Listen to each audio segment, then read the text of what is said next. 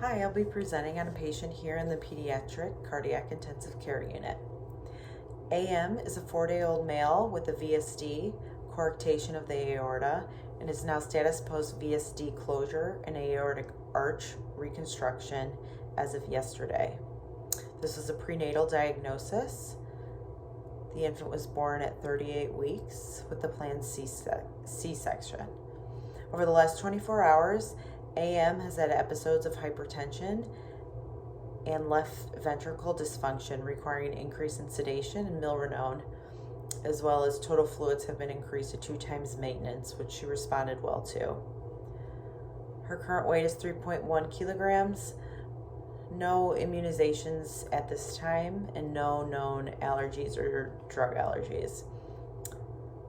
Current assessment and plan from a cardiac perspective, or generally she's intubated and sedated comfortably. From a cardiac perspective, she's been tachycardic in the 160s, blood pressures around the 70s to 50s. She's had a normal rhythm with one episode last night of EAT, but with an EKG turned out to be a tachyarrhythmia. Milrinone is at 0.5 mics per kilo per minute. Epi's at 0.06. Her NIRS have been in the 80s and 90s, which has been reassuring. The repeat echo showed improvement in LV dysfunction overnight. From a respiratory perspective, she's been tachypneic, breathing over the vent at times. Her lungs sound clear and equal bilaterally with some diminishment in bilateral bases. Symmetrical chest expansion, very minimal secretions, but when suctioned, secretions are thin and clear, and no wheezing. She's been satting in the low 90s. As I mentioned, she's intubated and ventilated in SIMV PRVC mode with a tidal volume of 20, a PEEP of 7, pressure support of 10, rate is set at 30, FiO2 of 65%, nitric of 20. Her end titles have been around 33 to 35. Recent arterial blood gas was 7.43, 40, 26. PO2 is lower at 76, -2, and a lactate of 2.6. Chest x-ray this morning revealed some opacities in the lower bases. From a FENGI perspective, her abdomen is soft, non-distended, hypoactive bowel sounds. I did palpate her liver 1 centimeter below the right costal margin. She's MPO with D5 half normal saline running at 10 mLs an hour and plasmolyte at 5 mLs an hour. Her total fluids right now, as mentioned, are 2 times maintenance at 21 mLs. She's a Foley in place that is draining appropriately. She put out about 294 over the past 24 hours. Her INO balance this morning is a positive 23. Her right chest tube drained 39 in the past 24 hours, and CVP has been stable at 11. Her ICAL has been trending lower on all blood gases. Her most recent ICAL was 1.04 despite 3 replacements overnight. Other labs have been unremarkable. From a heme ID perspective, the last time FFP was given was yesterday. She hasn't required any replacement of blood products since then. ANSEF, she's receiving twice a day for 48 hours just for post-op prophylaxis, and she's been afebrile. From a neuro perspective, she's been comfortably sedated. She was definitely arousable during my exam this morning. Fentanyl's at 0.6, Dex is at 1, and Tylenol's been given around the clock post-op. Morphine is PRN, but she hasn't required that. From a skin perspective, I don't have any concerns.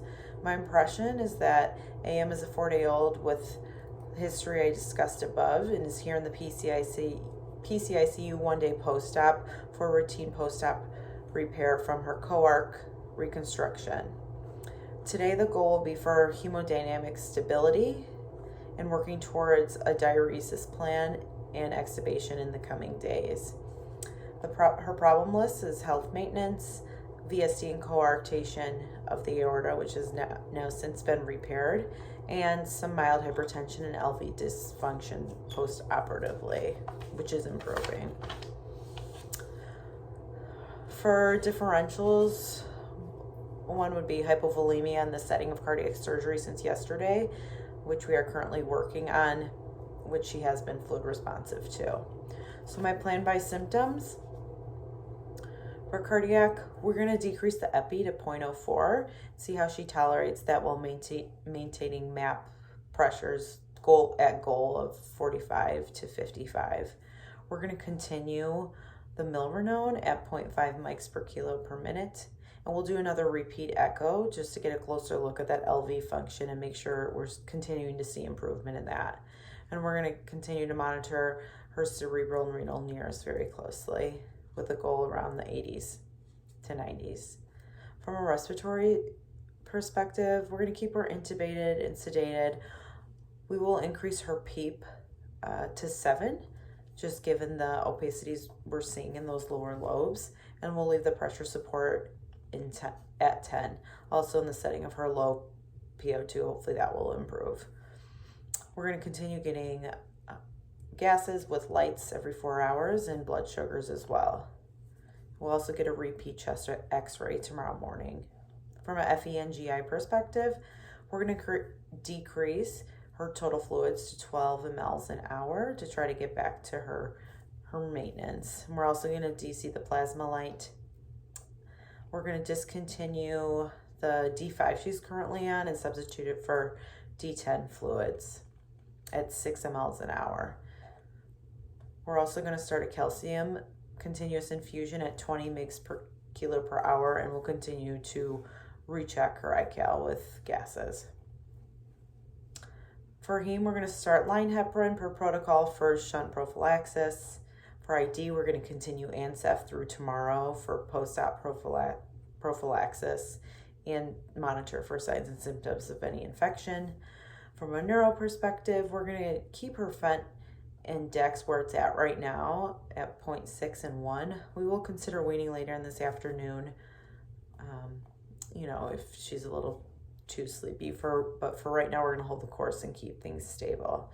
She does need both her central line and 2 arterial lines, so we're going to keep those the same for now. Thank you.